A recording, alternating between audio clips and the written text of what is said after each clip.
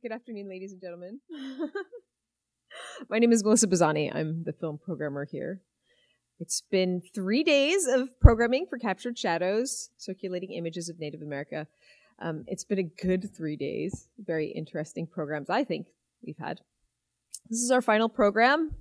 I did want to start kind of on time. I know people are trickling in just because we're webcasting this, and it will be archived, so if you like it, suggest it to your friends and neighbors.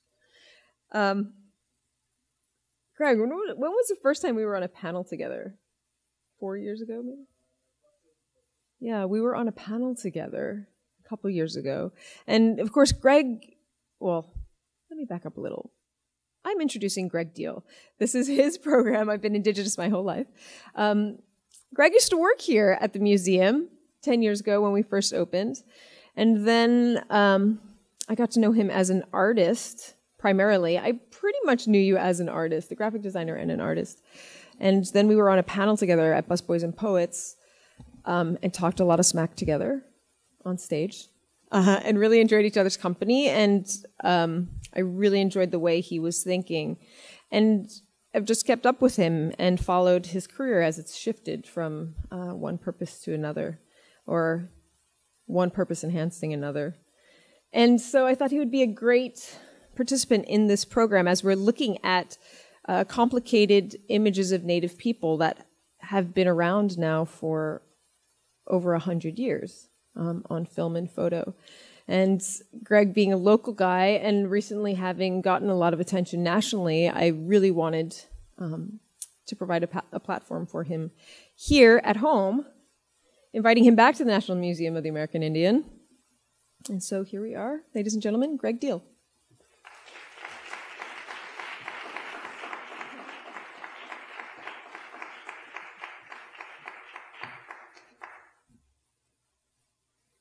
Hi.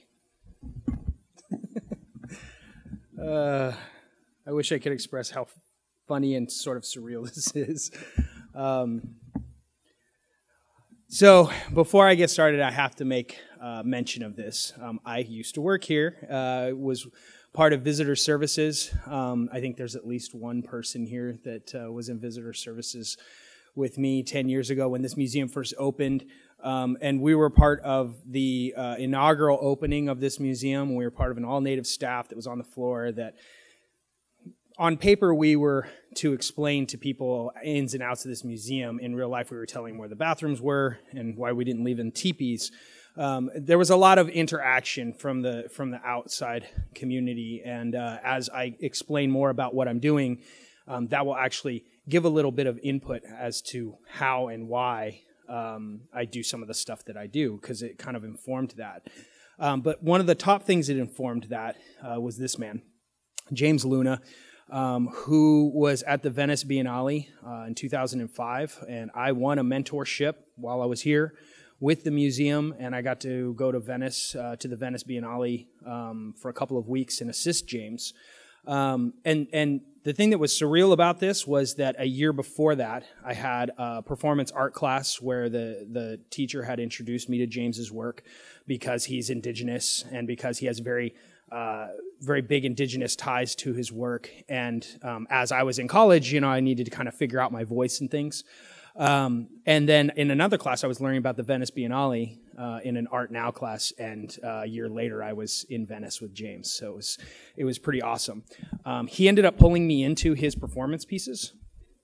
So I got to be a part of his performance pieces at the Venice Biennale, which I always thought was just really cool. But it was the first time that I had looked at performance art from a different place. And so he introduced so much to me. He is my friend. He is my mentor. And 10 years later, I'm standing here. So I have to say that. The two curators of this show was Truman Lowe and Paul Chat Smith.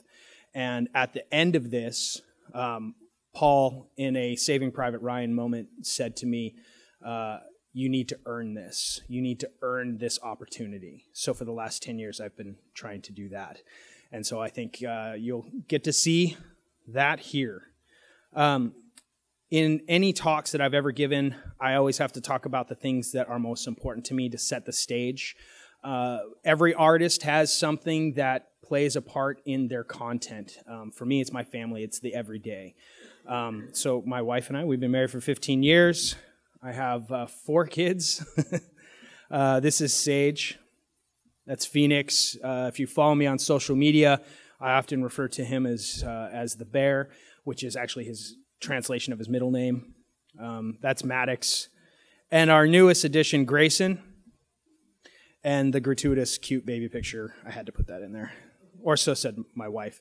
And there's another big part of my family is humor and how important a role humor plays in this. This was our moment. Target was selling these pajamas, and it's like they advertised it for family. But apparently there's a lot of single mothers out there because they had nothing for dads. So we decided we would take this picture. So this is my segue into humor. Humor plays a huge role in my life. I think you'll find with Indigenous people, humor plays a big role. And it plays a big role because it's an element of survival. In the midst of all of the atrocities and hardships of dying or being killed, all the way to being disenfranchised and ostracized for being who we are, there's a significant thing about humor and the role that it plays in a traditional sense among Native communities, and it plays a big role in my work and in my life. So let me share a little bit of that with you. When my wife calls, that's what my phone looks like. My kids are in on this too. So this is Bear, and this was last year. And if you remember last year in the federal government, there was a furlough. So he is a furloughed government worker. And if you're wondering if I shaved his head, the answer is yes. He was in it to win it. He won prizes and everything. It was great. And I coached him so that when people would interact with him, he would act tired and exasperated. So people would say, oh, can I get a picture with you? And he'd just go, yeah. And then every picture he got, he was just like, yeah, it was hilarious. And playing a lot of tricks. I mean, that's really all we ever do. And this is my daughter keeping it awkward. And this overflows into my Instagram account, and the stuff that I post online. I really like Javier Bardem, and so this was when my hair was at an awful length, and I figured out that I could look like him in No Country for Old Men. So these moments. So all of these moments, and I know that this seems like, okay, we're here for a talk on art. Like, what does this play? The social media aspect of my work and the social media aspect of work in general, anybody who's putting work out there, plays a role. It is now part of the art conversation. And so within my work, there is a personality, if you will, that goes along with it. So I share these things. And sometimes I create memes that are socially and culturally relevant. This poor guy. He's actually crying because he's Italian. Even to things like this. I mean, a meme we've seen forever, but it's much funnier when you tie in the Indian princess end of things. And honestly, there is a lot of stuff. I mean, I found this. Please don't ask. I don't know why I was watching Dances with Wolves or why I had it on subtitles, but they said this, and I was like, oh my gosh, that's hilarious. Memes. Graham Greene. Speaking of Dances with Wolves, Graham Greene. And I mean, so these things are all kind of part of my, I guess, online conversation. And honestly, like within this, I mean, do we need to talk about stereotypes? I don't think we need to. I think most people understand the premise of stereotypes and like where they come from. And how these stereotypes just play this crazy, crazy role. But within the stereotype, like there's some really interesting information. I was invited down to the Library of Congress archives, which is in Culpeper, Virginia, to watch a silent film that had been transferred from a highly flammable format, the film nitrate, to a viewable format. And I was invited to actually see this film. and it's a silent film. It was very short. It was done at the turn of the century, and it's called Indian Land Grab, and me and the 3 other people in the room were the first ones to see this film. And it was incredible to watch and incredible to see. But the thing that struck me was actually not the content of the film, which was exactly what you would expect it to be. What struck me is that this film that's over 100 years old carries with it a stereotype, a white man who's dressed up as an Indian, that looks exactly the same as the stereotype today, that there's been no progression to that. So I do want to just say that about stereotypes, that this unchanging, in a vacuum, indigenous stereotype.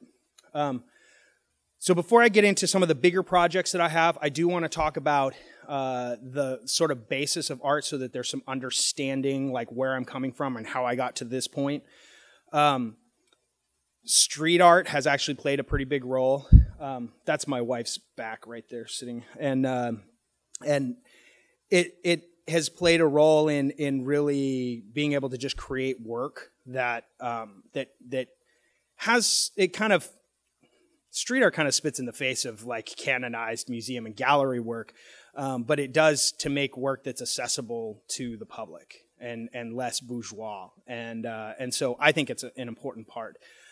Portraits have always been an important thing to me. In fact, the man who taught me how to paint is actually here in the crowd, and he taught me composition, and I was able to look at lights and darks and the way that colors interact with shaping the face. And so the portrait has always been an incredibly important thing to me, and it still is an incredibly important thing to me.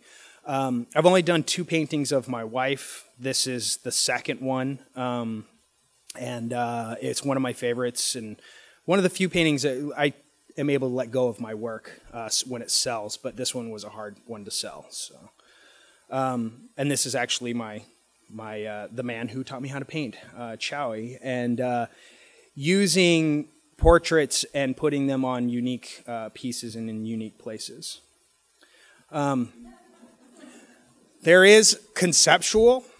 I think that conceptual work is funny and awesome and important, and it plays a role in taking things that already exist and regurgitating it in a different way. And that's exactly what you're seeing here, and it's exactly what you're going to see in later works. I think what's funnier is that somebody actually bought this. But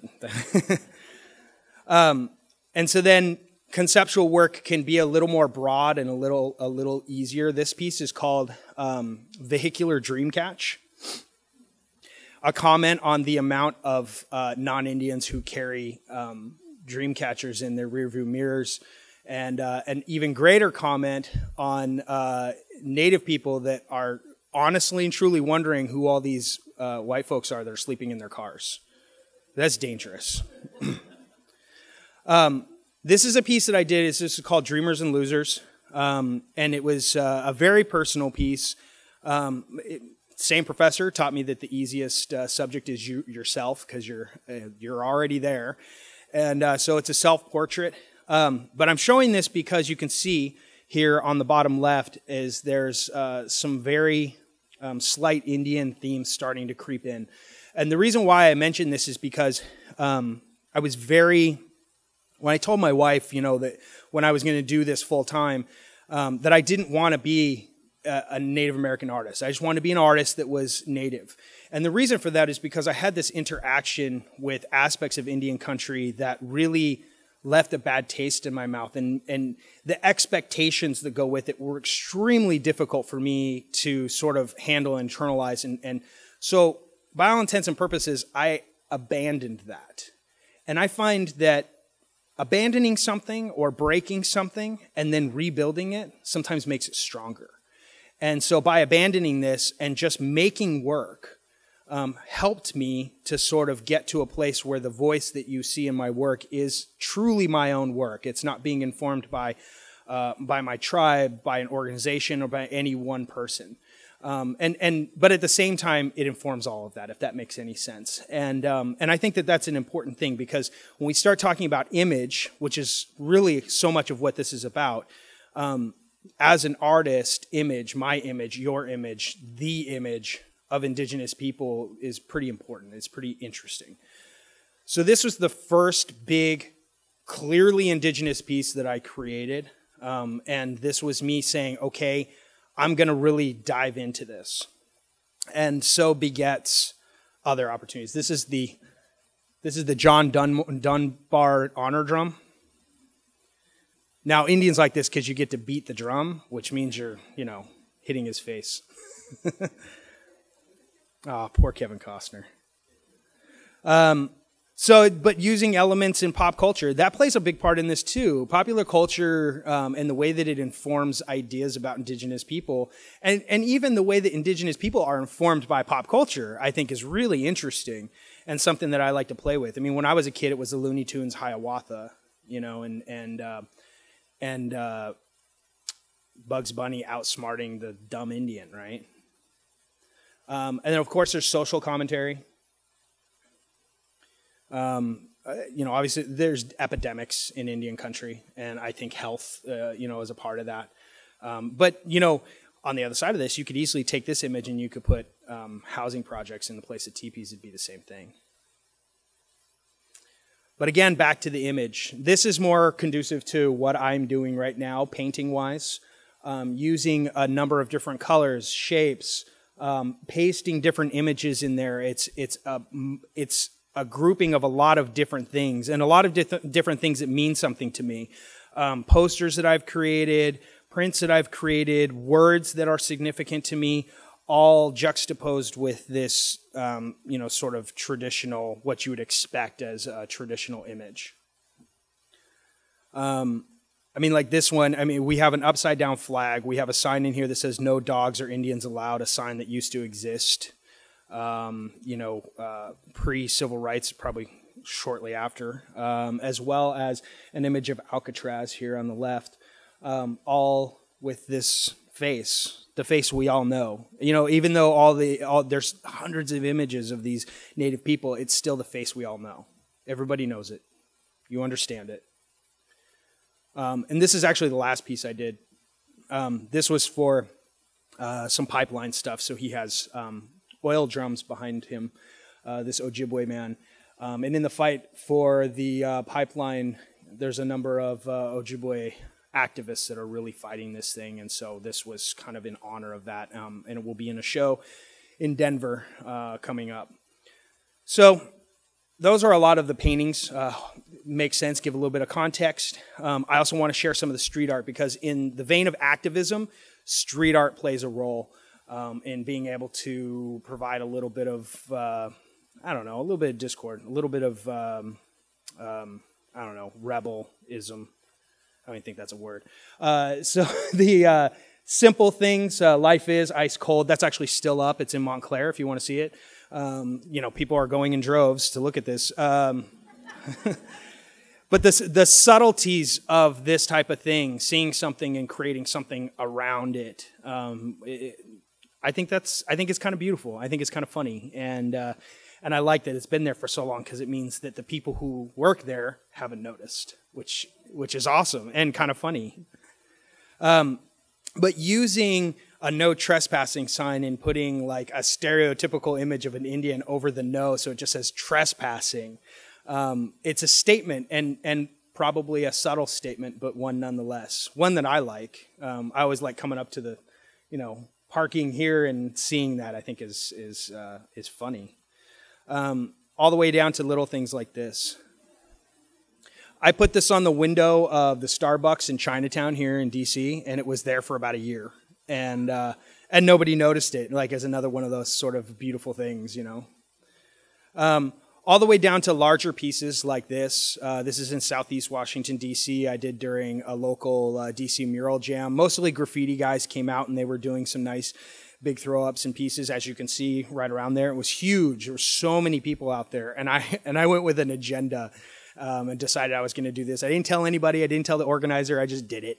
And I don't know how they reacted to it until afterwards when this landed on Al Jazeera and Washington City Paper and some other places kind of picked it up. So to make this statement in the heart of a residential Washington D.C. area, I think is kind of cool. And then I have posters. This kind of ties into some of the graphic work that I've done, but also working with a group called Honor the Treaties, an art collective that is creating work that is about social issues. This is about the Indian Child Welfare Act. This is a piece I did about fracking, using an image that was taken up in Mi'kmaq during the big protests and things last year. This image was taken, and nobody reported on this in the United States, but on Facebook we could see it happening live, and we were seeing these images. It was incredible to watch, and that night I saw this image and I was like, I'm going to make something out of it. I got in touch with the guy who took the picture. He was cool with it. I actually got to talk to her, the woman in the picture, and so this poster I created specifically for that, to sort of honor that fight. And part of this, and I mean, I don't know, you could say this is sort of falls in the vein of street art. I'll create work that's free source, that's just open. This work, I mean, you could take it and download it and you can do whatever you want with it. And I think that there is a certain level of benevolence for the fight, for the struggle, and just wanting to take whatever means I have and to be able to give to that. I think it's important. And it has played a part in that. So this image took me a long time to own, for obvious reasons. This is an extremely volatile piece in the fight against indigenous mascots, particularly here in Washington, D.C. There's a point of the discussion where you have to be bold and just say what it is. It's understood that all of these racial slurs are inappropriate, that if you use those racial slurs, you're a certain type of person. And all of these racial slurs have a line through it to represent that, except the one racial slur that you can say out loud without any true consequence. And so that's what this is. And this all goes into street art because the massive amount of stickers that I have and that I've given out and that have showcased themselves around DC and around the country tend to show up in different places. Sometimes I put these stickers up. Many times other people are doing it, so you can't catch me doing it. But they play a role in this activist fight, and they also play a role in sort of, you know, social fighting. I mean, street art oftentimes makes comments about social and political issues. One of my favorites. And then I also have these little racist stickers that people are using. This is at Harris Teeter, I believe, up on Capitol Hill. They're the official store of the Washington football team, apparently. And my other favorite, the founder and original owner of the Washington football team. Somebody put a racist sticker on his thing. Again, it wasn't me, so thanks. So when I first started here in Washington, D.C., or when I really started to envelop myself in the arts for indigenous voices within the arts, I started doing a number of group shows with a local group called No Kings Collective, and they have these huge events in D.C. And one of the ways they might agree or disagree. One of the things that they do is they create pop-up events, and pop-up like gallery shows are sort of a new thing within, you know, the last 10 or 15 years that are kind of cutting out galleries so that artists who might not have an opportunity to show in those galleries get a chance to show in those galleries. And what an important role that plays, not just in new art coming out, but also in taking control over the content. So the first one I did was Submerge, and it was actually off of H Street. And it was the first like major piece of art. It was just all indigenous, conceptual paintings, you know, installations. Like I had a nice big space. So I shadowboxed a store-bought costume because it's legit, right, or something. I had a series of T-shirts that I printed to coincide with the Gap T-shirt. If you guys remember this, for a few years ago, the Gap printed a shirt that just said "Manifest Destiny," and there was a huge uproar, and they pulled it because of social media. Everybody went crazy with social media, but I actually printed a bunch of shirts for this show to coincide with an image I created, and I went online and went viral, and all these words playing with the word manifest destiny. All these words are associated with manifest destiny. But this was also a chance for me to sort of understand the importance of viral work and like creating work that goes online and the way it's consumed. So this played a part in that as it went viral. It landed, I think it even landed in the Gawker. It just kind of went everywhere. I had these conceptual pieces. I found a pinball machine, an old pinball machine, with this screen printed Indian. And you can't see it in the picture here, but he has like blue eyes and just looks very white. And I put a sticker on there, and it says, dealing with Indians is such messy business. It's a game, now more fun, you know. And it's like taking these things and putting them on a video game, you know, or putting them on a pinball machine is just really strange. And taking even the guts of it and framing it, throwing a couple feathers on there, you know, and just kind of letting it be what it is. And the irony of it is I got the pinball machine from this hipster down in Fredericksburg who owns this, like, this... it wasn't a pawn shop. I guess it was a thrift shop, but he has this really in-depth and disturbing collection of indigenous or Indian like stereotypical stuff, just stuff. So he had this pinball machine, and he made me promise him that I would take good care of it, and if I was going to get it refurbished or whatever, I was like, yeah. I took the thing apart. Using cartoons to sort of play a part in this whole thing. And out of this entire show, I had this one piece that I thought was really important because it's an installation piece. And the piece is, I called it the missing wall. And I have pictures of people who are listed as missing. Not one person here is actually missing. Everybody were like willing and in most cases living Indigenous participants that sent me their image and allowed me to use the statistics to create these folders or these images or the flyers. It was all kind of falling off of the 9/11 where they had the missing walls, and then those missing walls turned into vigils, and that's kind of what I was going for. But of course, you know, I've got a Pendleton blanket, and I've got, you know, like these candles and flowers and animals, like stuffed animals that, you know, might be traditional among natives. It's all kind of representative of missing, but in the sense of disenfranchisement, and like the loss of language, the loss of culture, the loss of our families. Even when we're connected to our families, there's still a fair amount of loss. And so that's sort of what it represented. After that was M Central. And N Central did the same thing, using Buffalo Bill's Wild West show, juxtaposed with Peter Pan Indian. But then also adding little elements to what would be a stereotypical image.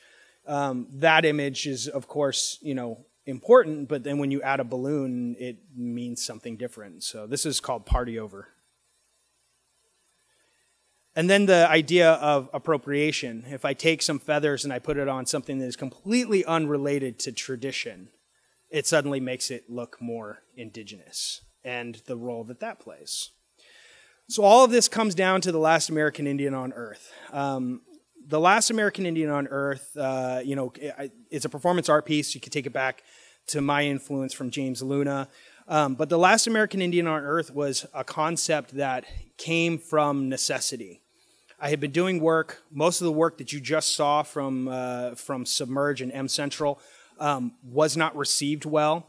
The blogs and things that picked up the whole thing, like there weren't any pictures of my work, and there was hardly any mention, and so it became this thing where it's like I felt like I needed to take control. And I felt like that I needed to do something that would allow me to have a voice, say what I wanted to say, but that could also be consumed online and in person.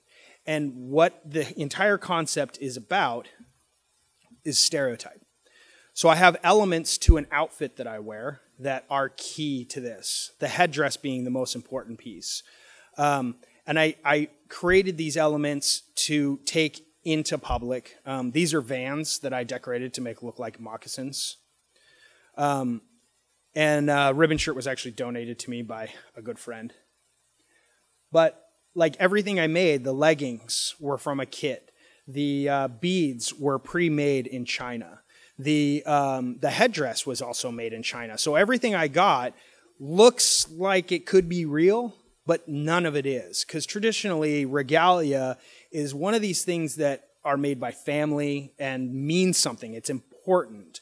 And I didn't want this to have that kind of heart. I wanted it to be as general as the very purchase of buying a headdress online from Crazy Crow. And so that's exactly what it was.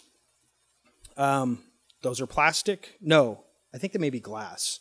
My glass bone chest plate. But all of these played an element into looking the part. And the whole purpose of it was to take the part and to go into public and to see how the public would react to it, to document the interaction. It's a performance piece, but mostly the performance was coming from the people who interacted with me, the people on the bus. But it also raises an interesting question. What happens if you take what is traditionally a relic and you place it into the modern day?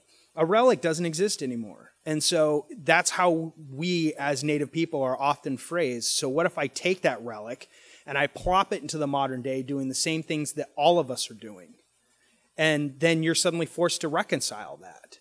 And it ends up being really confrontational without me being confrontational. Because in this image, I'm doing exactly what any of us could be doing on any given day, trying to decide between Fruit Loops and Cocoa Puffs, but I'm just dressed differently. And I would have these interactions with people. And the beauty of things like this is actually real. Like, this is not set up. This guy wanted a picture with me. This guy wanted to point at his hat with a picture of me, of the Cleveland Indians. But it also speaks to the interaction that is had with Indigenous people in the modern day. I love this because I went to the Lincoln Memorial, which is one of my favorite places to go because everybody goes to the Lincoln Memorial. And if you've ever been inside the Lincoln Memorial, there's a sense of reverence there. So you can hear people talking. So when I walk in dressed like this, you just hear like, oh my gosh, there's an Indian, you know, and like people like, oh my God, what is he doing here? You know, he must be meeting with the president. And I walk up and I take out my iPhone and I do exactly what everyone else is doing. And I take a selfie, boom. And everybody loses their mind because they can't reconcile the old with the new. And so it just becomes this thing where I'm actually creating problems. Or as I like to call it, it's like Indian jackass. I'm just making playing jokes on people. But it's sort of like being a trickster, right? You know, the trickster that doesn't just trick you, but brings you to a remembrance of what you're supposed to be doing or what you're not supposed to be doing and how to deal with that in an appropriate way. Most non-natives don't know how to figure that stuff out, but that's really how it works. So I have a video, obviously. This video is this is just some of the interaction that I would get during the performance piece.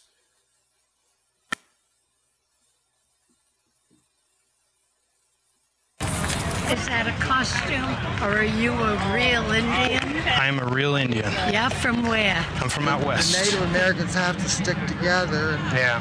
I hope they're able to, because there aren't that many of them left, you know? Yeah. Unfortunately. You don't look any different. Than what? Than any other American. Yeah? I don't know what to tell you. What kind of hair do you have? It's dark. Is it straight? Yeah. Yeah. Are you pure Indian? I'm half. No. Is there any intermarriage? Yes, I'm half. You're half it? Yes, ma'am. Oh, you're half Indian and half what?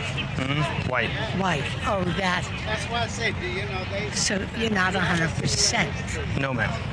Are there any 100% left? Of course.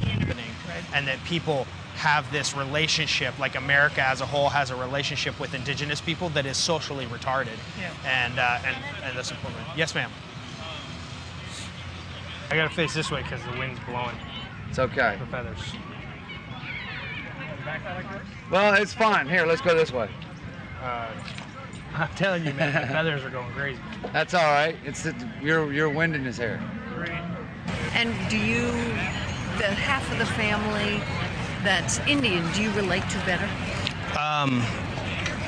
It's family. I mean, I suppose I relate to it just as much as I relate to any other family. So I'm certain it's no different than your family. course I am. What are you? What tribe are you from, sir? Northern. I am part Cherokee. I just want you to know that. And I don't go walking around in... I'm a member of the Pyramid Lake Paiute tribe. Are you really? Where my mother was born, and does that deserve a high five? Yes, it does. Can I take a picture? For sure. I can take a picture with you. Are you serious? Yeah. This is the happiest day of my life. Who sent you? Police department? I'm just out sightseeing. Secret Service? Yeah. FBI? Indians don't really have a good relationship with FBI or police. So. You're part of me. You know, we feel about you the same way that we feel about you the same way we feel about Africans in our mother country, that we don't know who they are, but we know that we're a part of them. Mm-hmm. And you know what they used to call me when I went to work? Tell me. Pocahontas. Wow. Not kidding. How? Yeah. Yeah. So, what is your I was going to say slave name. No, it's not. I don't. My slave name is Paige. But that was the name of my British slave owners years ago. They named us Paige.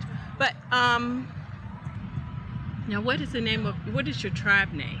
It's Gregg. No. Yeah. Running Cloud, Red River, something that I can keep in my heart. How about Walking Eagle? Oh, whoa! Is that right? Is that the truth? Yeah, yeah. Walking Eagle? Peace, man. That is so neat.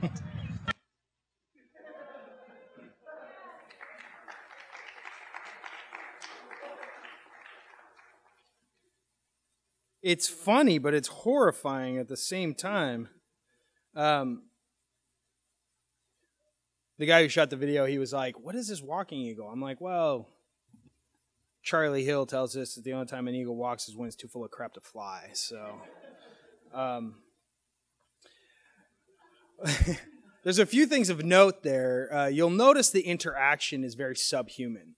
I was less a person in an outfit, and I was more of I was Mickey Mouse at Disneyland. You know, it wasn't a real person.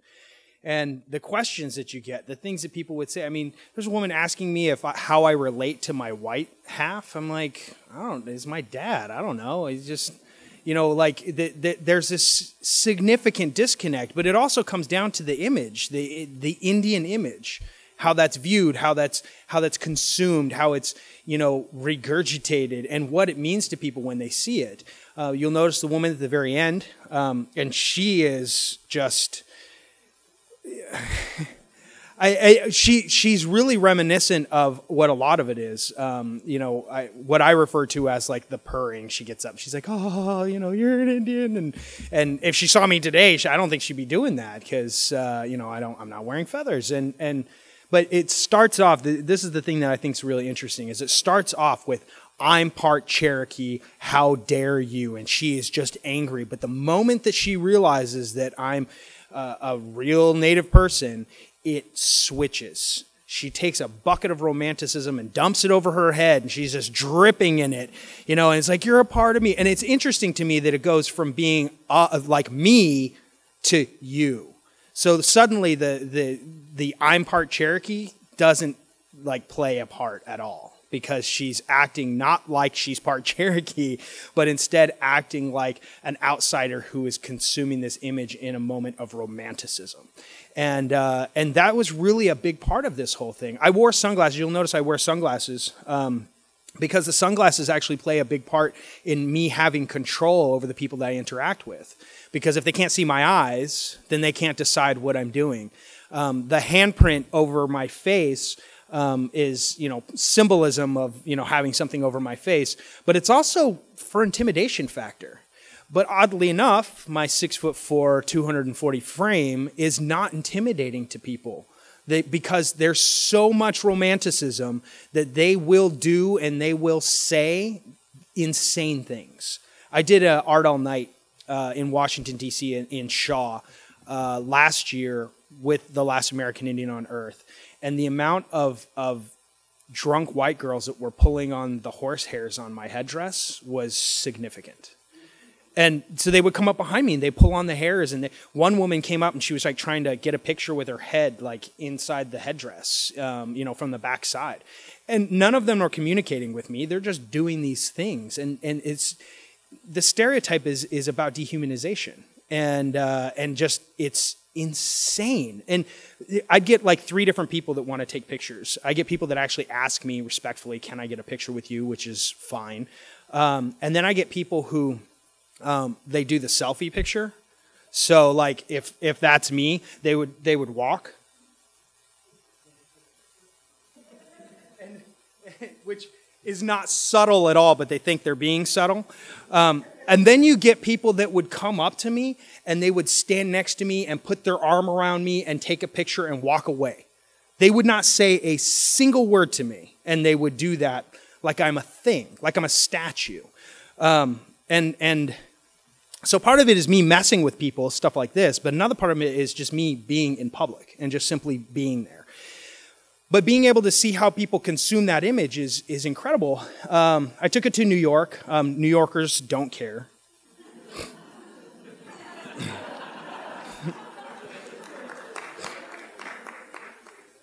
But New York makes for some good pictures, though, I'll tell you. Well, I mean, this guy's taking a picture of me. It's great. I went to Portland. And the people in Portland that helped me out, I mean, they were incredibly gracious, and we got these funny little images. I went to Santa Fe. This picture is awesome, right? But it's still kind of romantic. You know, the Indians standing out in the desert, you know, among the sagebrush. It was so freaking cold, man. It was like, it was hurtful in Santa Fe. This says not confident about immigration reform. So... During the Cherry Blossom Festival, you know, they have the parade on Constitution Avenue. So they shut down Constitution Avenue, which is huge, and so we were doing these little moments. So, and you know, I think the social and political statements within these things are, I mean, they're kind of fun, but they're still like relevant. George Washington University. This is, I call this one my Wes Anderson photo, because you have like the weird sort of Scandinavian looking fellow here on the side. But you'd get in these weird moments. Now this one's a popular one because you know, I have a certain anthropologist friend who defines it really well. But people who aren't anthropologists, they see this and they know it means something, but maybe can't place a finger on it. So I'm going to spell it out for you. You have 2 museumized things, the buffalo and the Indian. But the Indian is a live person, and he's using a modern piece of technology to take a picture of himself in front of a stuffed buffalo behind glass, which is actually quite meta and a little bit just insane. Well, what the picture doesn't show you is on the other side of the picture, because in this space in the museum, and this is the Natural History Museum here, the Smithsonian, this is a really narrow space right here. And so there is like 2 deep, packed with people on the other side of this camera, paparazzi style, taking pictures. They're going crazy. They're like, and I actually have a microphone on, and the guy I was with, he can hear me talking, so I'm actually whispering. I'm like, can you please hurry, get the picture, because I was like, it was so uncomfortable. But I get in these moments where I'm suddenly surrounded by people taking pictures, which is overwhelming, and you expect it to happen, but it's still, it's almost assaulting the way that it happens. I put this picture in here because, do you see the guy there in the back kind of looking at me?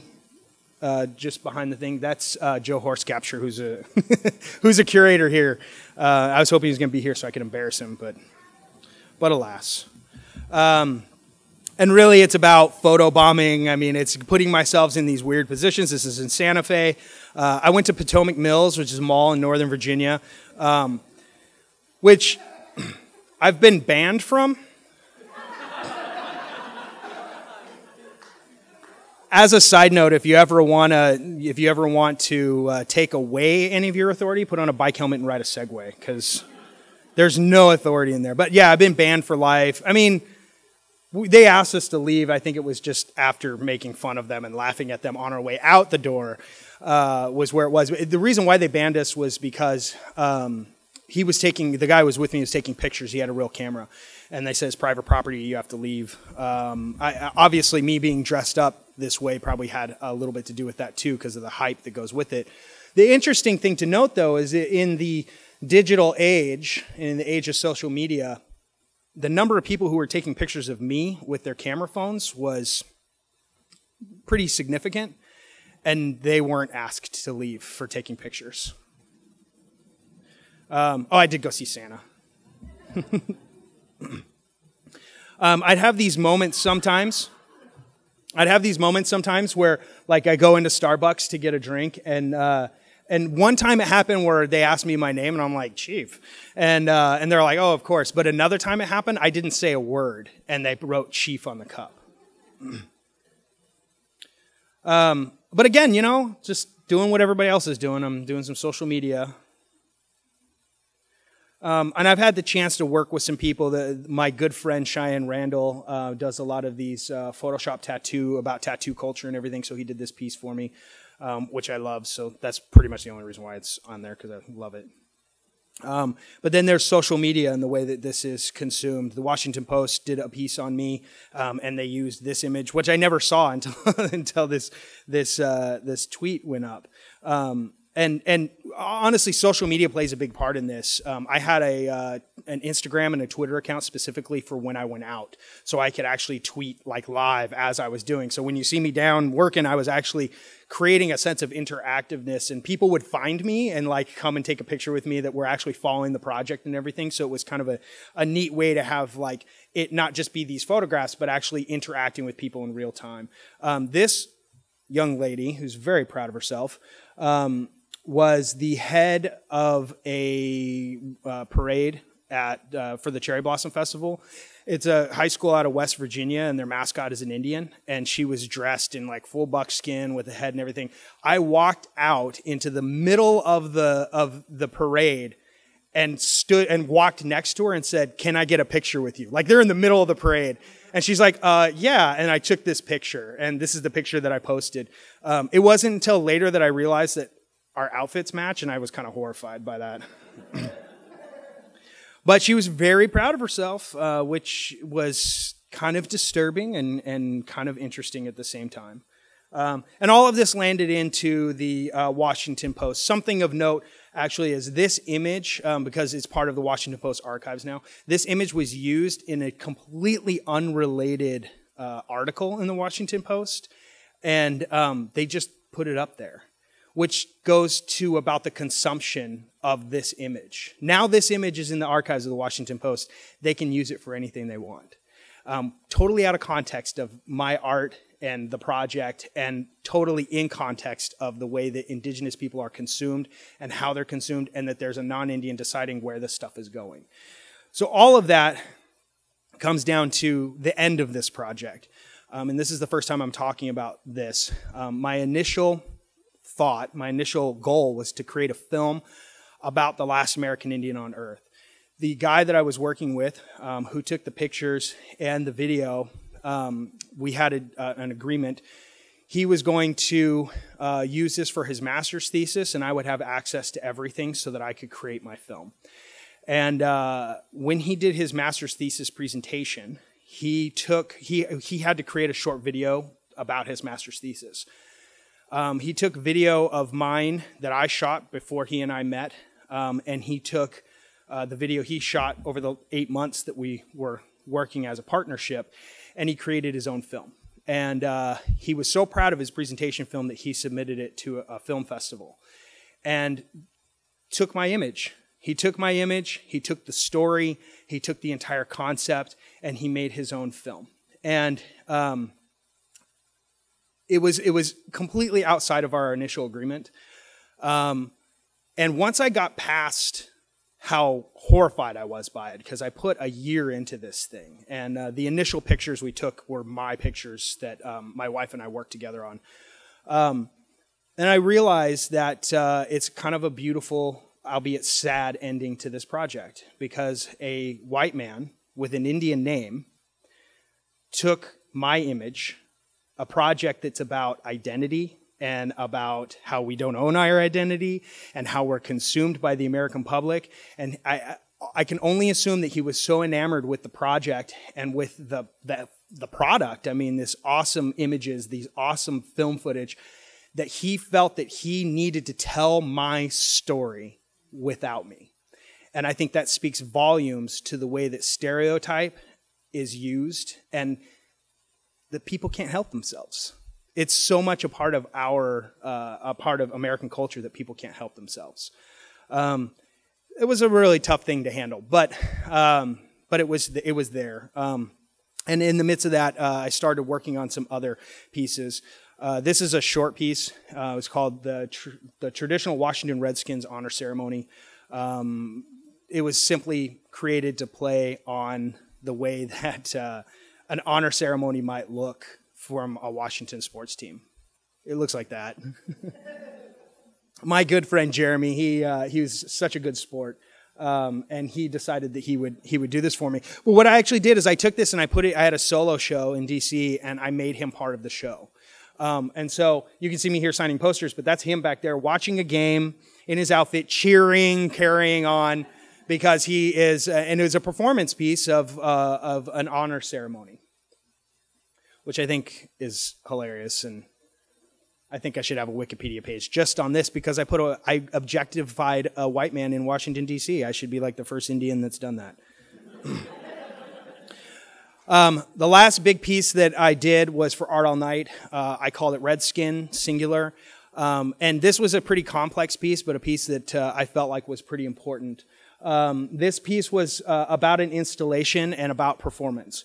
So I was given a space on 7th Street in the Shaw District of Washington, D.C., where I created a number of pieces and a space that would exist for this Art All Night that would be part of a performance piece that I was going to, a performance piece that I had created.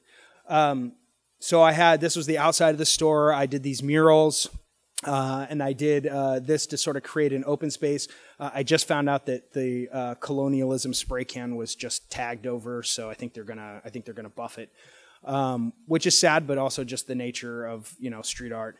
And the inside, this is the death of the last American Indian on Earth. My homage to it being over. But I had a space where I created all these little elements, these little things that just existed. I had this. I used this spray paint that's like water resistant or whatever, and I just thought that was kind of interesting. And I created a mural that says "You will be honored," with Dan Snyder pointing at you, and had different little elements, different little installations, conceptual pieces. These are the Bounty paper towels with the Redskins logo on it. If you're not familiar, Redskin comes from the literal bounty on indigenous people's heads. And so the irony, the marketing irony of this really should be a nightmare, but somehow they get away with it. I use my White Tears mug for that.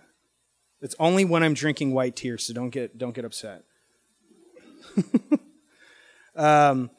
And so I had this whole installation. The installation was all supposed to be sort of part of the ambiance, part of the aspect and setup of the performance piece, which really started with a chair in the middle of a room.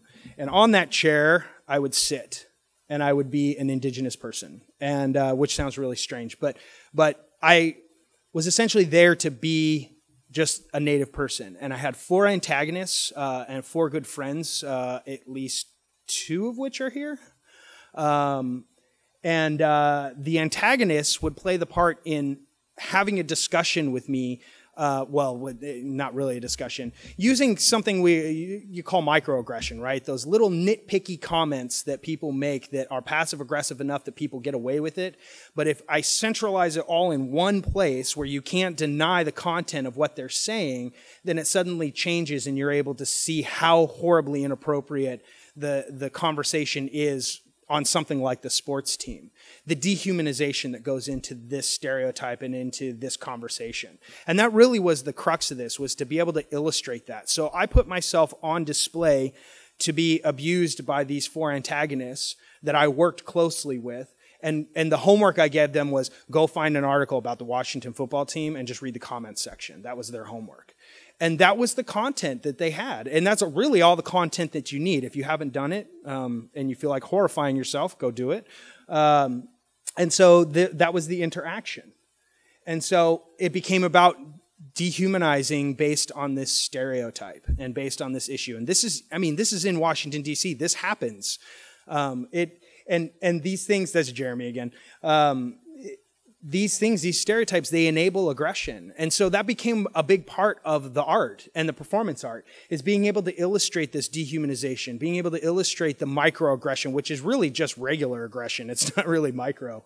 And being able to sort of illustrate what these comments look like and how people interact with Indigenous people and where the stereotype comes into play and how, to be ostracized. This image I love because he's like pointing at me, which is very aggressive. It's a very aggressive movement there. And, taking pictures. I don't have to wear a headdress for someone to want to take a picture of me if they think I'm Indian enough. And touching. I mean, when I worked here at the Indian Museum, people, non-Indians, strangers touching your hair, it happens. It's insane. And it's because of that inept relationship and how that relationship plays out. This was a really heavy project. I originally wanted to do it for 8 hours, which was the length of the event. I lasted 4, and it was emotionally exhausting. And when I finally announced that I wasn't going to do this anymore, that we were done, even the antagonizers, who, by the way, are all incredible people and incredible friends, everybody just kind of was like, oh my gosh, thank goodness. Because it was so hard. Like, even though I think Bryce, who's actually right behind Daphne there with doing the feather fingers, I think even Bryce was one that said, like, it became easier to antagonize me because there's sort of a mob mentality that's happening. Everybody else is doing it, so it's almost like you're feeding off of each other, and the way that that's able to escalate as a result of that. And this is the last picture I have in here. And the reason why I want to show this picture is because I think that this represents how real it felt. Jeremy, who I am staring at, is a really, really good friend of mine. But it's like you're in this moment where you're acting, but you're not acting. And that I felt an enormous amount of aggression as I started feeling this. I felt very angry, and I think you can see it in my face. And the thing that was really telling and kind of sad about this was the next day. I was getting text messages and I saw Facebook statuses from my antagonizers, my friends, and they were clearly struggling. Like, they were having a difficult time dealing with what happened the night before. That I know at least 2 of them were breaking down regularly throughout the day, and that they were trying to reconcile the events of the evening before. That even though we were acting, even though it wasn't real, that it was still very real. That they were saying things. I think the words I heard were shame. And I heard, embarrassment, and that these were things. And I was fine the next day. I was just chilling at home. And what I think that speaks to is that the people who were my antagonizers here were ill-equipped to deal with how heavy it was and how difficult it was. As well they should be. I, however, was not ill-equipped. I was fine. I mean, as much as I can say that, I was okay. I went on with my day. And I think any Indigenous person could tell you that that's just how you deal with it. And that we are equipped to deal with that, even though we should not be equipped to deal with that type of racism and bigotry and aggression. But it was a heavy piece. It was a really heavy piece. All this ties into activism, which I've been able to tie into. I was on Totally Biased with Kamau Bell. I was on The Daily Show with 1491s talking about the Redskins issue. I've talked at rallies. I went to Minnesota, had a chance to, somehow I ended up on a stage with, Charlene Teeters talking to 5,000 people. And, but I was there with people, friends, people I knew. It was this incredible sense of solidarity over the fight against racial slurs. And I only put this image in there because it's my pensive activist image. But then art plays a role too. And the way that art, like these posters, I actually made these posters. So art plays a role in my being able to contribute to activism. Creating pieces that go online for online consumption about opinions that are actually significant and important to Indigenous people. And of course, all of the street art that I mentioned before. And all of this is, in its own way, activism. So that brings me to the final, which is the last piece that I did, and this is called the blood painting. This is a painting, but it's also a performance piece. And I'm working on the visuals for it now, but it's basically a painting that I created that is about the Washington football team. And what I did is I took a canvas and I added some images on the canvas, or some quotes on the canvas that came from literal quotes that you would find on any articles. I'd like to read a couple of them. I would call you redskin to your face any day if Dan Snyder wouldn't, anytime, any place. That was actually said to my friend Amanda Blackhorse, who's the name on the trademark legislation.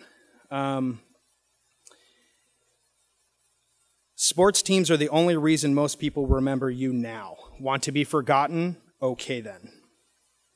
Get over yourself. Before this, I respected Native Americans, a brave and noble people vanquished by technology, bacteria, and numbers they simply couldn't overcome. Now I see them as nothing but whiny welfare losers.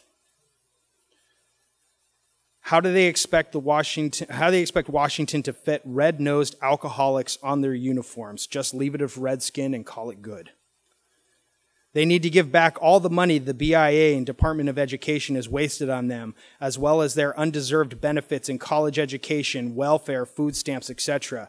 As they are their own nation, they should not be citizens, U.S. citizens, nor afford any money or benefits, nor right to travel off their sovereign reservations without a U.S. visa and their nation's passports.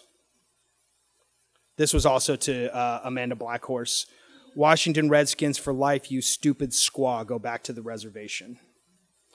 The one that disturbed me the most was, you are my mascot. You always will be. There's nothing you can do about it. I think it's disturbing maybe because the nothing you can do about it is almost true, right? As much as we get together and say something, we're having a difficult time really moving on this thing. So I created this painting. That's the quotes that you see on the paintings. And I created the logo. You can see the team colors are burgundy and gold. So I have 24 karat gold leaf that is on the painting. And the skin of the character is a mix of paint and my literal blood. So I did a flesh and blood offering to this piece. And the whole thing is supposed to stand as symbolism, not just to the issue, but sort of a symbolism of why this is here. This team, or these stereotypes, and not just these stereotypes, but even stereotypes in general, are here because of hundreds of years of death and ethnic cleansing and destruction, and the lack of reconciliation from, I don't know, let's say the turn of the century, the late 1800s and the 1900s to now. That there's no frame of reference between those two. And that the team, while Dan Snyder or even the previous owner didn't do anything to me personally, they didn't kill my people, they are representative of those that did. And so the blood is a representation of the sacrifice of my people, the sacrifice of and ultimately death of my family in history and throughout these things. And so that's why it's there. The other symbolism, the other little piece of this that is part of the piece is the price. This is $250,000, because if you want to buy it, screw you. All of this comes down to this. These are my kids. And, you know, everything that I do, whether it's my art or whether it's the activism, is about this, is about these four little knuckleheads. And, you know, I mentioned earlier about aggression, and that something like the Washington football team enables people to be aggressive. Somebody yelling at me in a, in a grocery store because I'm Indian and getting in my face because I'm Indian. I had maybe 5'6", 5'7", in my face about this issue. I'm like 6'4". I could have picked this guy up, through him. But it enables aggression. It enables people to dehumanize us if we don't align ourselves with their opinion. And that becomes a problem when I have children. Because I have an 8-year-old who's very, very aware of that issue and all other issues to deal with this. And that 8-year-old is somebody that I have to protect. So I have to coach her to not talk about these things at school in case she's bullied by a classmate or, probably more realistically, a teacher. And this is the world that we live in. This is the reason why I do this. This is why the stereotype and the images that go behind those stereotypes are problematic, because we are consumed and we are ingested and we're not thought about as human beings, which ties in a lot to my work. But in my mind, it all comes down to these guys. And that's it.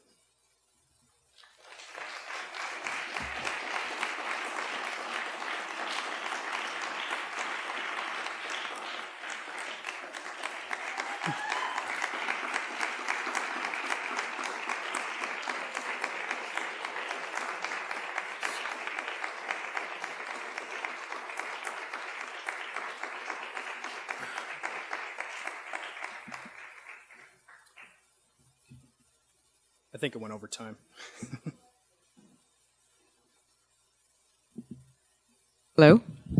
We do have time for questions if people want to come up here. I would suggest you use the microphone because we're webcasting, so if you could use the mic, that would be helpful.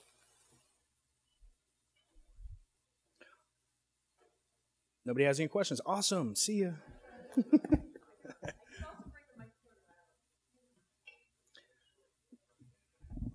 Melissa's pregnant, so Greg, give her a break. Greg, Bill Mendoza, Oglalan Sachangula Lakota.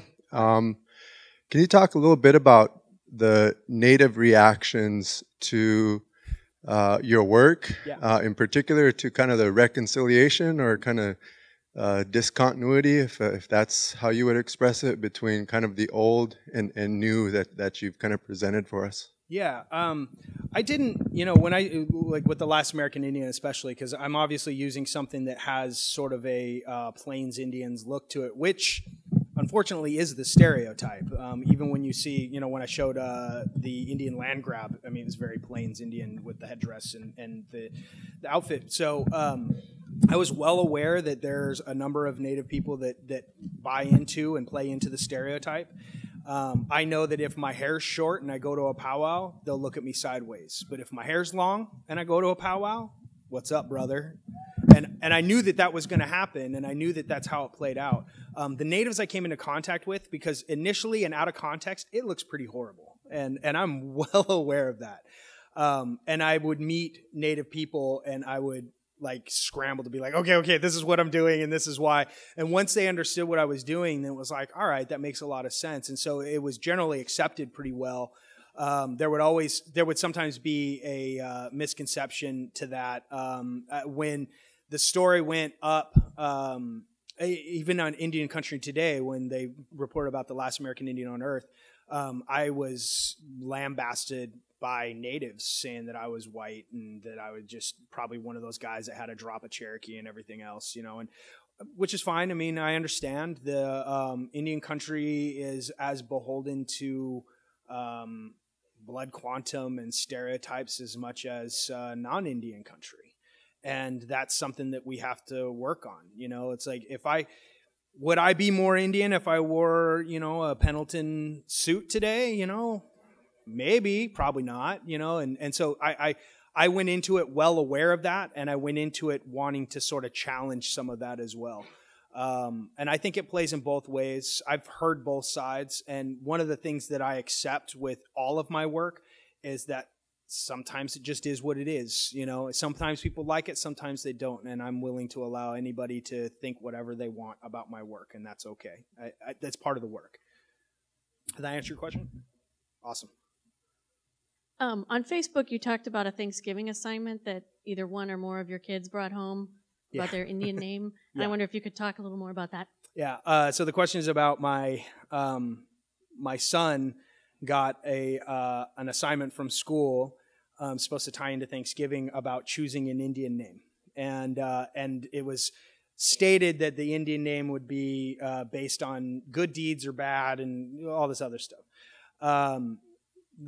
I think that's problematic. All of my children have, like, their middle names are in the language of my tribe and picked for specific reasons.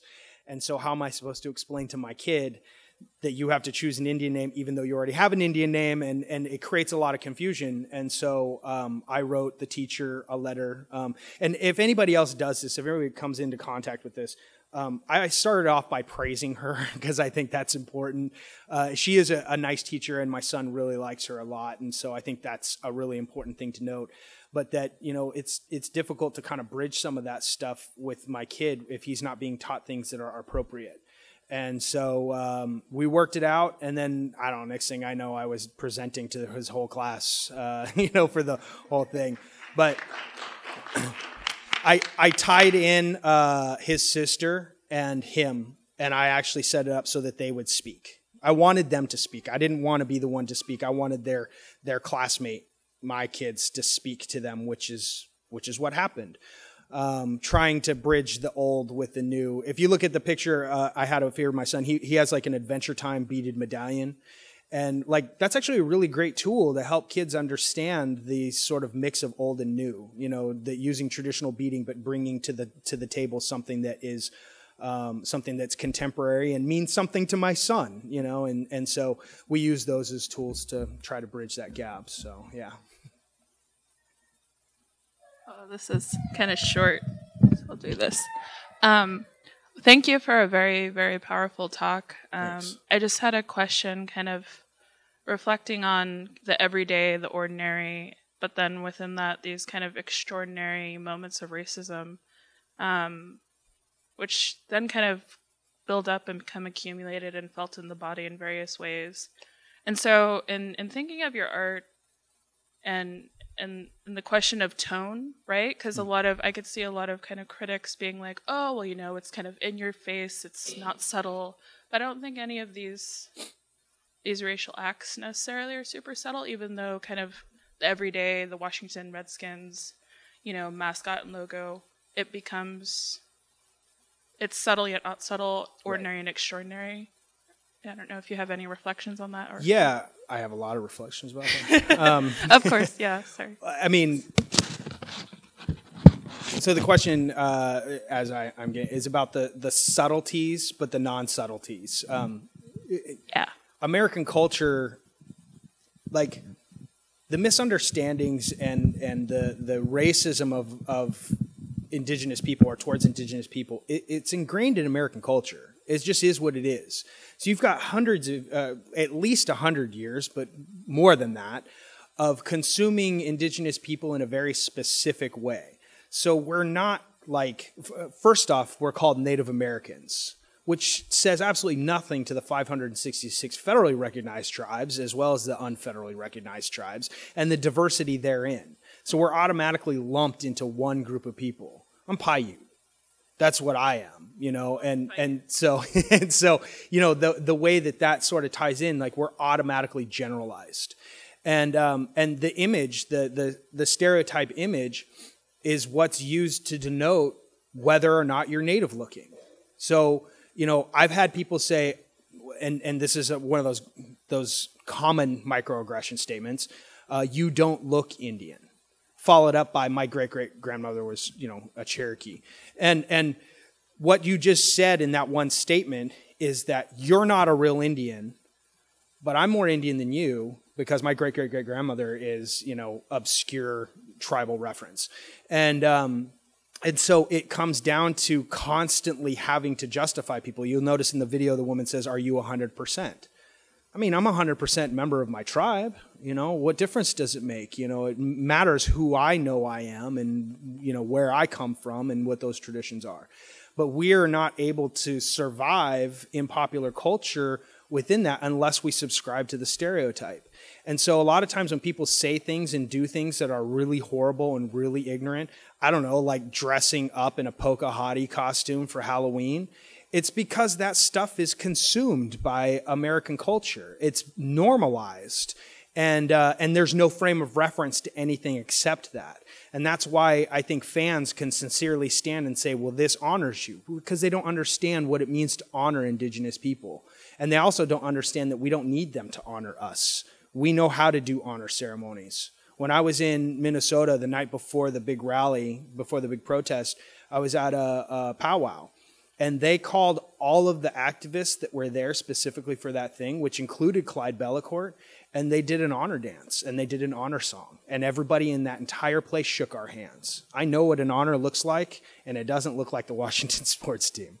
And so the struggle for us as Indigenous people, as far as stereotypes, is trying to get outside of the stereotype, because everybody's informed by the stereotype and not really informed by anything else. Even if they saw Dances with Wolves, and even if they understand that Indians were massacred, there's still no frame of reference to a modern Indigenous person and what that means, which is a struggle. But artistically, it gives me a lot of content too, so.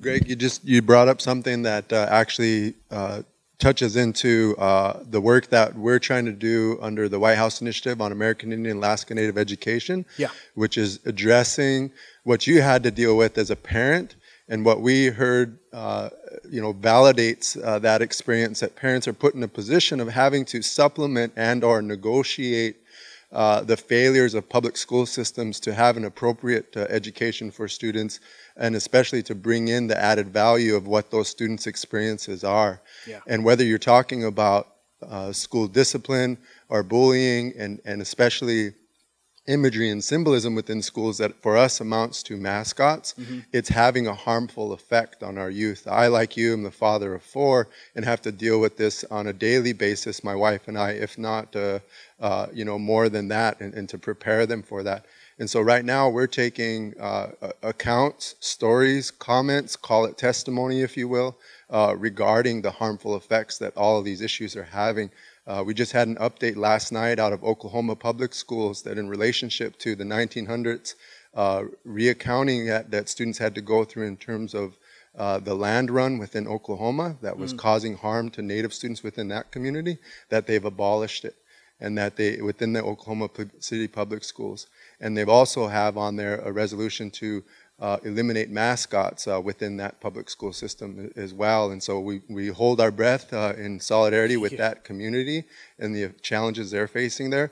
But we also know that non-natives can be able to submit comments. We've heard from non-Indians, whites, blacks, Hispanics, that this is having an effect on their children as well, that it's teaching them to engage in these stereotypes. It's teaching them to, inflict this kind of harm onto others. So it's taking it from offense to harm, and that this is not just an issue that is experienced by our Native students within these schools, but also everyone who is attending those school systems. So I just really encourage folks to go to tribalconsultations.org. You can find out more about the listening tour there, or you can submit feedback, comment, testimony to tribalconsultation@ed.gov. So between those two resources, I hope to hear from you personally, because we're trying to address this issue, particularly in public schools and institutions of higher education for our Native youth. Yeah, and it's incredible stuff, So can you give the web address again? edtribalconsultations.org, edtribalconsultations.org. Yeah, online I see, especially at the mascot issue, people say things like, there's bigger issues, or who cares, and get over it, and things like that. And when it comes down to my kids, because I'm a grown man. I'm not offended. Is it offensive? Yeah, but am I offended? No, I'll be okay. But I have kids that are trying to assert their identity, and they need to be able to do that in a healthy way, and they need to be able to do that in an appropriate way. And living here in the D.C. area, you don't know what you're going to get. If I confront somebody at school, you don't know what you're going to get. And it's easy for me to give somebody a hard time. Like I saw a guy today dressed in a jersey and a hat here in the Indian Museum. And I happened to be standing behind him. I'm like, so you woke up this morning and you're like, I'm going to the Indian Museum. I think I'm going to put on a jersey and a hat. well, that was a great idea. But I can't do that at my daughter's school because, then that creates some problems. You need to have like meaningful discourse. But yeah, I think that it is an important issue to my kids. And as far as even small issues or big issues, I remember the civil rights issue or the civil rights fight happening, with some pretty small and simple things like refusing to give up your seat on a bus or wanting to use the same drinking fountain as everybody else. Those may be small things, but it's those small things that add up into really, really big things.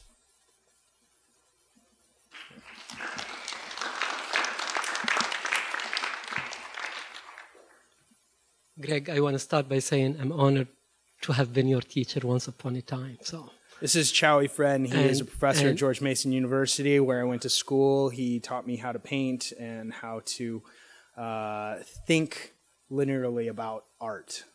Well, I cannot thank you enough publicly today for the way you're using your art. I really think that the boundaries between art and life in your work has been completely demolished. The higher purpose of art that people might put down because they might call it propaganda or they may stop calling it art, it doesn't matter. I really think that your art is for life's sake, not for activism's sake. So I wanted to say that. The questions that I had are two. The first one, when they kicked you out of that mall, do they have the legal right to do that? Wouldn't that be discrimination? And wouldn't it be illegal?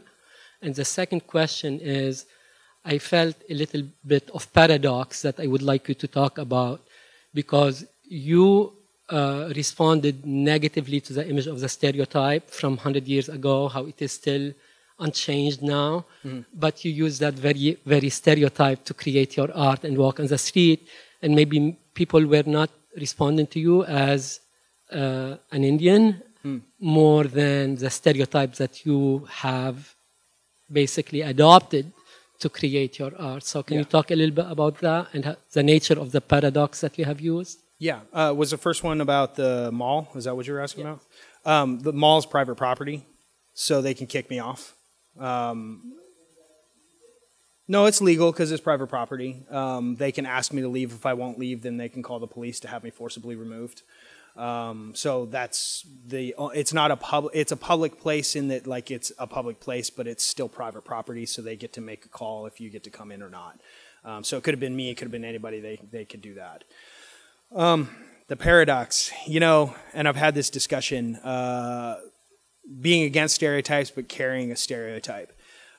Stereotypes are often carried by non-Indians, or the stereotypes we're looking at, like let's say the Washington football team is a stereotype that's carried and perpetuated by non-Indians to talk and sort of represent us as a people.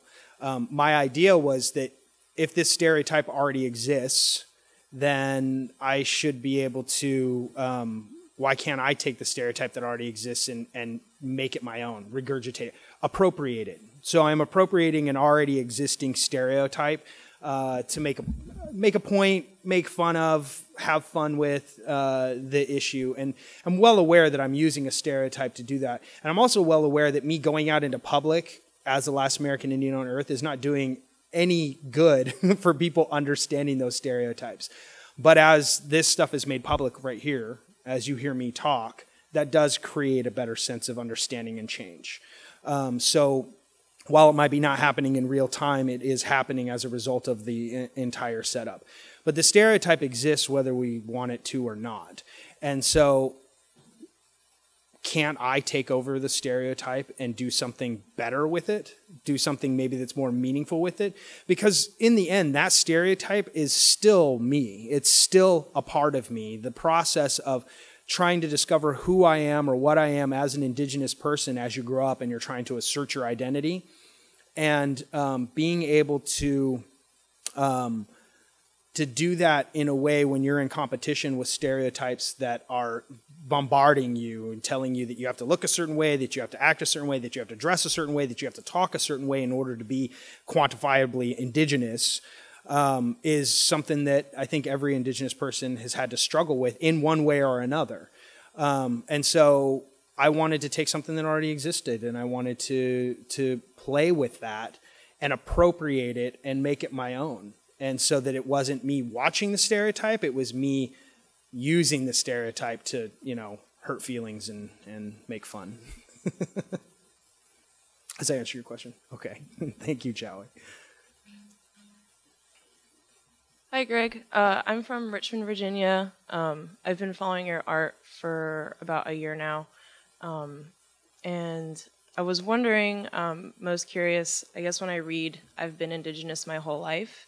I immediately think of how most times in my life, more often than not, I have felt a really big disconnect to my Native American heritage and culture. And I was wondering, and really being in Richmond is making it a lot harder. We have like the Redskins training camp and, so I was wondering, wolves, that kind of thing. Yeah, if you were comfortable with talking about it publicly, if you could give some advice on how really in a society where, we don't exist or people pretend that we don't exist, what kinds of things do you do to kind of like hold your culture and identity like very close to you?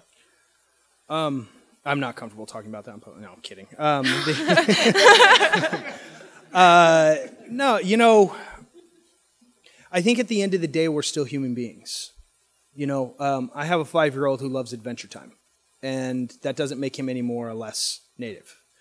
And so, I grew up listening to a lot of punk and a lot of hip hop. I grew up skateboarding and doing graffiti and doing all that stuff. And I don't think any of that makes me any less Indigenous. And, my dad, I'm a big fan of my dad. He's one of the smartest men I know. One day, this was a while ago, he's like, you always say that you're Native. You never say that you're half white. And how come you never say that, you're white? And I said, well, Dad, I speak English and I wear Western clothes. I don't know how much more white you want me to be. But that really speaks to it. But it's true. I mean, this is the world that we live in. This is the language that we speak, and I'm not fortunate enough to have English be my second language, and that's okay. I mean, it's not okay, but it is okay. And it becomes about the fact that we're individuals, and I do not believe that I have to wear something that looks decidedly Indigenous in order for anybody to understand or even accept the fact that I'm Native. And it took a long time for me, I think, especially as an urban Indian that isn't around my people all the time, to be able to kind of say, like, whatever, I am what I am. And I think that anybody really goes through that. I mean, adolescence, that's kind of what adolescence is about, is accepting yourself for who you are no matter what. But it just is what I am, and I almost said it is what it is. I almost said something insane. But it took me a little bit to get past the point where, like, my hair was long, probably about 7 years ago. And I shaved my head, and I was like, I'm done. And I'm never going to grow my hair out again because I don't need to prove anything to anyone. And the only reason why my hair is long now is because I don't need to prove anything to anyone. I can be whatever the hell I want to be, however the hell I want to be, and nobody can tell me otherwise. And getting to that point and making sure that my kids can get to that point, because my kids don't look decidedly Native. I thought I understood how genetics work.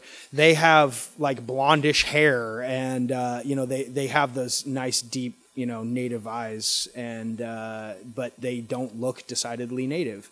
I want my daughter to be able to say that she is who she is with absolutely no apologies to that, and no question as to who she is and where she comes from. I think it's vastly important. But the health of our children, in that sense, is an uphill battle because of stereotypes and because of having to fight those things. And I don't know. For me, the old-fashioned, just get in and do it is the only thing that ever really worked for me. Even among Native people where I'm accepted or where I had been accepted in the past, I'm not defined by them either. I'm defined by myself. I really, really like the Beastie Boys. and I'll listen to the Beastie Boys over powwow music any day of the week. I appreciate powwow music, and I like hearing the drum in person. But you know, I am what I am. I'm a mix of all of those things, and I don't think that makes me any more or less indigenous if I'm connected and know who my community is and what all of that means. And community can also be greater sense, or it can be I think it can be very specific. And in my case, I think it's both. Does that answer your question? Yeah, definitely. Okay. Thank you so much.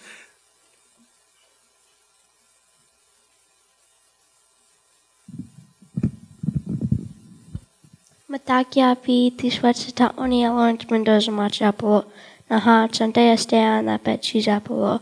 I'm Oglala Nasi Chakula Kota.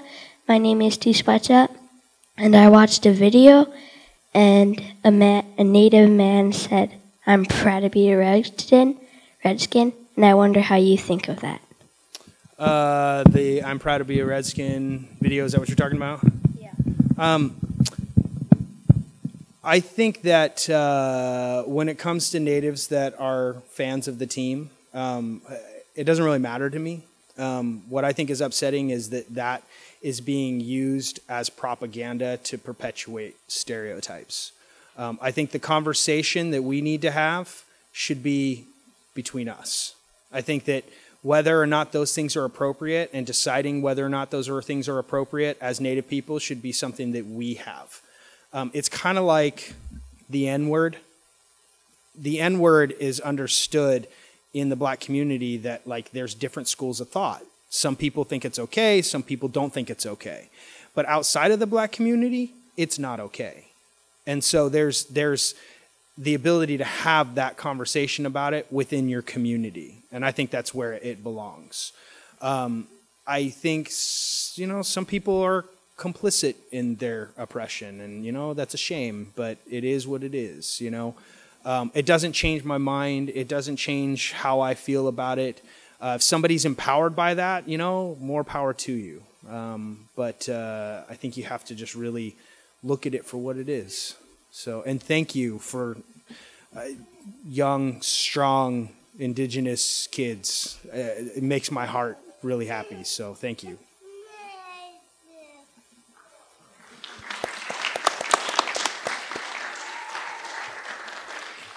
Just going back for a minute to the discussion about the paradox of the stereotype, something I think is kind of interesting about the last American Indian on Earth project is that you are wearing a costume. Like, that's not regalia, it's a costume. Right. And it's almost incidental that you happen to be Indigenous wearing that costume out in public, because if somebody went to the Lincoln Memorial wearing an Elmo costume, everybody would think they were total lunatic, like they were a crazy person. Yeah. But showing up in this costume as a Native person elicited a completely different response. And I think that that's interesting. I think it... Yeah, it's like a delegation.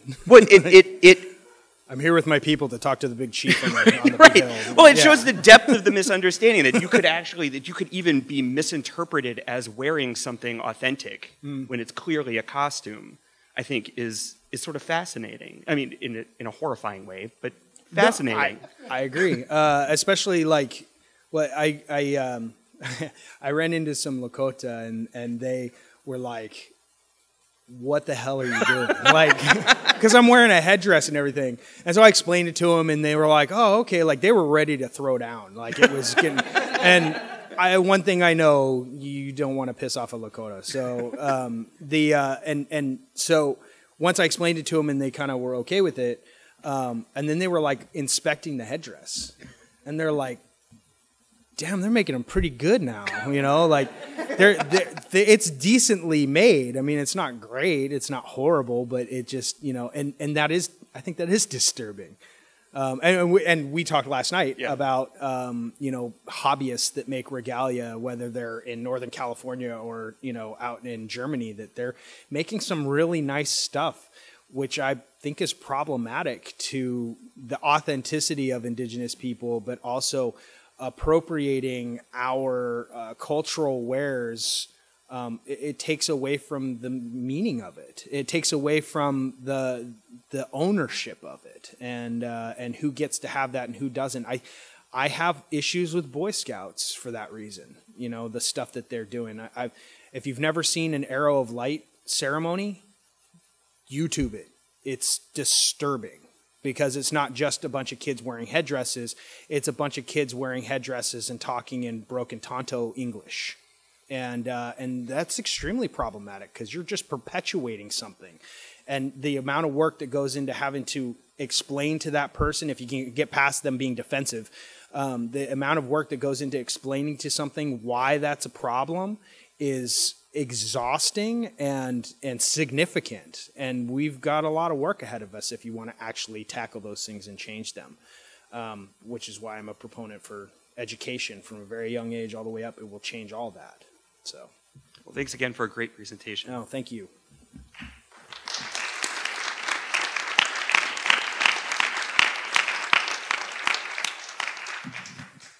Are there any more questions? I will repeat that this will be webcast, or it's been webcast, and it will be archived, so please share it with your friends and family. Gregg, I know you're very active on social media, so why don't you tell them where to find you, so if people have questions, they can ask you online. Yeah. Twitter, it's Gregg, Gregg, Deal. No spaces, no nothing. I have a manager. She's like, you need to market yourself better. So it's Gregg Deal. Instagram, same thing. I'm going to say like the most D-bag thing ever. I'm Googleable, so if you put my name in Google, you can find me. Sorry. Yeah. Again, thank you. And thank you everyone for coming. Thank you.